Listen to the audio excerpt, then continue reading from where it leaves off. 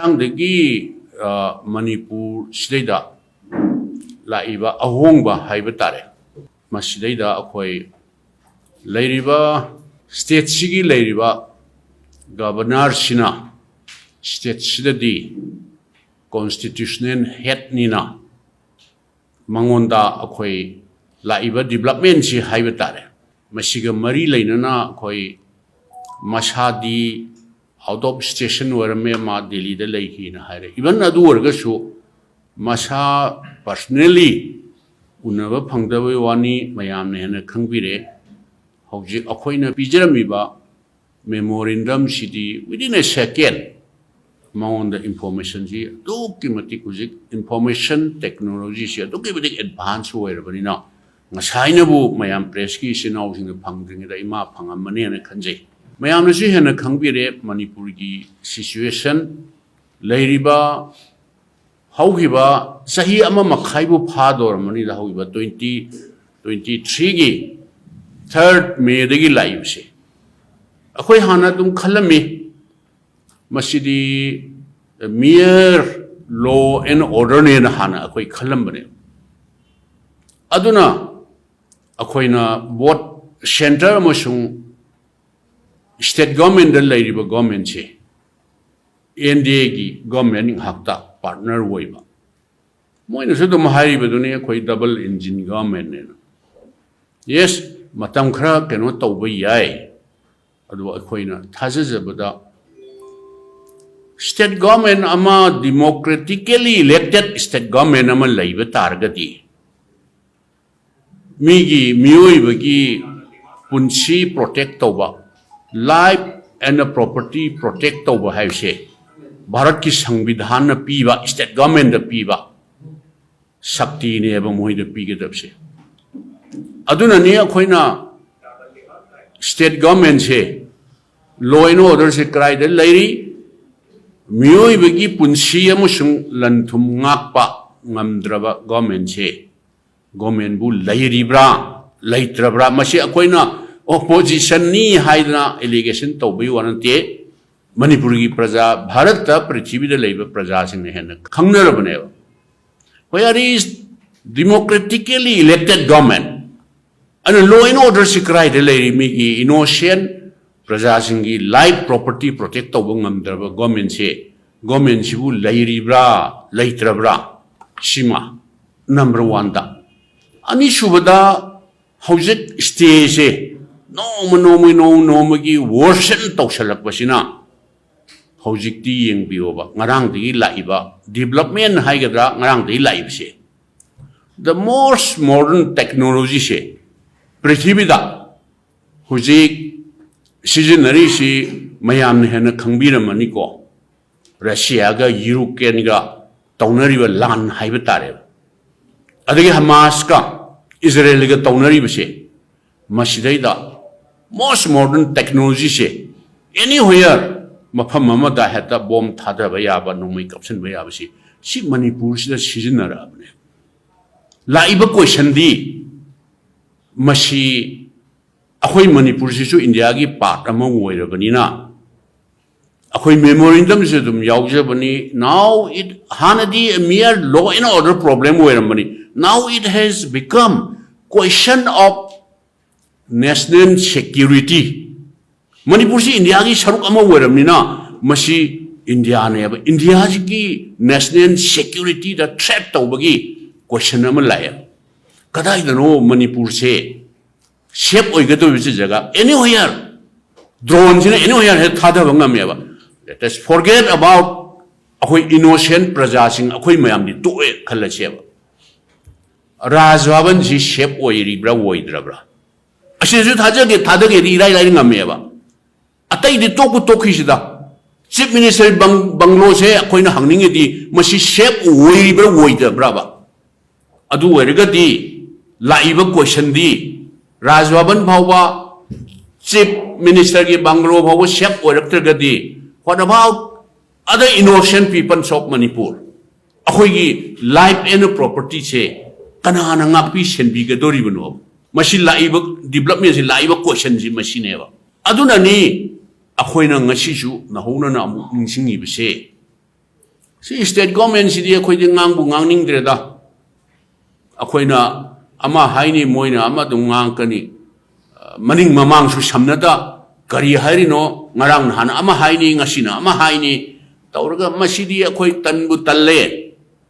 aduna ni akhoi na ngasi India block na akhoi leijari ba 10 political party sina laiba latest development ngarang degi laiba isam chamjana kautruk tegi ningon haiba tare mayam na press ki sinau sin hena khangam mani da detail dudi phayeng da mayum pan ba mapam da khara shanti rekha exercise khara inga amane mapam da angang pik pa yaur ga ma chacharu mapam di hallage tawba matam ju da ne ba thadra ibse ada laiba di state security shu lai haiba dai da banker ada kharai da sakram no moi gi khuju khalai da su yauna law khra ba ja la ada karino tawri si state si tawri si karino akhoi huji akhoi unari ko mayam che do horen di karino haiba se manipur da leiba praja sing che ngasi bhauda center da paliba Narendra Modi ji na paliba government se sina karino akhoi se yengna lairi si karino akhoi manipur si kashu na te da UP gumba asoba state layer na asam gi bhauba district amana masing hena yambani seida akhoi no jo hanjan haijebado angam ba hatna jara sunu da angam bana palhora sunu haibagi phibam da silent spectator oina kumhai yengna lairibisi akhoi karino akhoi na tawgadabsi karino haibase machine ba state government kari tauri kraida lairi law and order si mashi hanjan ngangna basi democratically elected government amal laibase mashi gi artha jibu lairura laitrabra ba akhoi government la henning da ba president rule thamhaning bai wane ba adu president rule di akhoi enough experience army de sason du sina thoga akhoi khangre ba kara khana akhoi thengna gre 2001 gi 18 June gi do short period ni ko adum mayam si democracy chatpa leipa amada president rule ga tham hai basidi masidi yamna keno tawringai gi matam gi wani akhoi president rule support to de India block na president rule to biu hai bagi wan na se de ba adu karino moini yenga leishi karino ba India government yenga ga leishi karino ba shigi stage yora ba drone torga bomb thadara ba kaning ma mon capture ba location di nganangi koktruki shida nati ba mayam huji khangbire na moi shugunuda sinam kunda mafam akoi ba belly gi akoi ba foot hill akoi ba sidida program set torga tawgadori bra tawroi dori bra tor puju no store puju yai aduna huji foot hill meya da chingkhong da leimina ba hana nung sina na chana sina le ma mayam ji kharai khangdagi koi chen na leib ji aina har jini foot hill meya da leibadi lair dana huji Raj Bhavan CM Banglo che shep oi gedori bra oi roi dori bra drone sidi mayam ne hana khangbire anywhere